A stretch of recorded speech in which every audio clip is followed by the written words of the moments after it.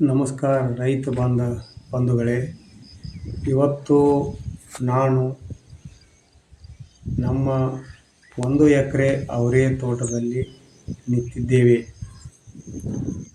ನೀವು ನೋಡ್ತಾ ಇರಬಹುದು, ಗಿಡ ತುಂಬ ಅವರೆ ಹೂವುಗಳು ತುಂಬಿ ತುಳುಕುತ್ತಿವೆ. ವಿಶೇಷ ಅಂದರೆ ಈ ಬೆಳೆಗೆ ನಾವು ಯಾವುದೇ ರಾಸಾಯನಿಕ ರಸಗೊಬ್ಬರ ಅಥವಾ ವಿಷಕಾರಿ ಕ್ರಿಮಿನಾಶಕಗಳನ್ನು ಬಳಸಿಲ್ಲ. ಸಂಪೂರ್ಣವಾಗಿ ಸಾವಯವ ಪದ್ಧತಿಯಲ್ಲೇ ಈ ಬೆಳೆ ತೆಗೆದಿದ್ದೇವೆ. ನಾವು ಇಲ್ಲಿ ಬಳಸಿದ ಮುಖ್ಯ ಸಾವಯವ ಗೊಬ್ಬರಗಳು ಯಾವುವು ಅಂದರೆ, ಕೊಟ್ಟಿಗೆ ಗೊಬ್ಬರ ಚೆನ್ನಾಗಿ ಹದ ಮಾಡುವಾಗ ಬಳಸಿದ್ದೇನೆ ಮತ್ತು ಜೀವಾಮೃತ ಪಂಚಗವ್ಯ. ಇದು ಗಿಡದ ಬೆಳವಣಿಗೆಗೆ ಅತ್ಯಂತ ಶಕ್ತಿಶಾಲಿ ಟಾನಿಕ್ ಇದ್ದಂತೆ.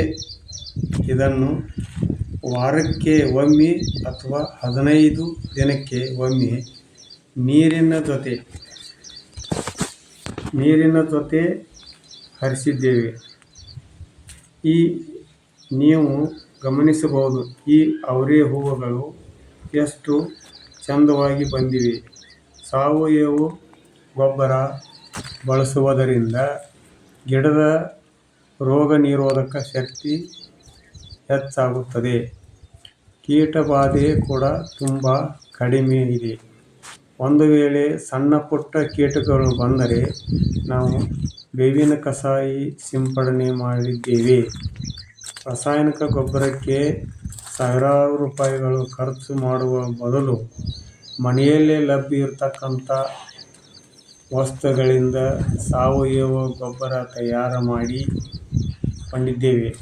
ಇದರಿಂದ ಉತ್ಪಾದನಾ ವೆಚ್ಚ ಬಹಳ ಕಡಿಮೆ ಆಗಿದೆ ಮತ್ತು ಮಾರುಕಟ್ಟೆಯಲ್ಲಿ ವಿಷಮುಕ್ತ ಅವರೆಕಾಯಿಗೆ ಹೆಚ್ಚಿನ ಬೆಲೆ ಸಿಗುತ್ತದೆ. ಭೂಮಿಯ ಫಲವತ್ತತೆಯೂ ಉಳಿಯುತ್ತದೆ. ರೈತ ಮಿತ್ರರೇ, ನೀವು ಕೂಡ ಒಮ್ಮೆ ಸಾವಯವ ಕೃಷಿಗೆ ಪ್ರಯತ್ನಿಸಿ. ಮೊದಲಿಗೆ ಕಡಿಮೆ ಜಾಗದಲ್ಲಿ ಶುರು ಮಾಡಿ, ಫಲಿತಾಂಶ ನೋಡಿದ ಮೇಲೆ ವಿಸ್ತರಿಸುತ್ತಾ ಹೋಗಿ.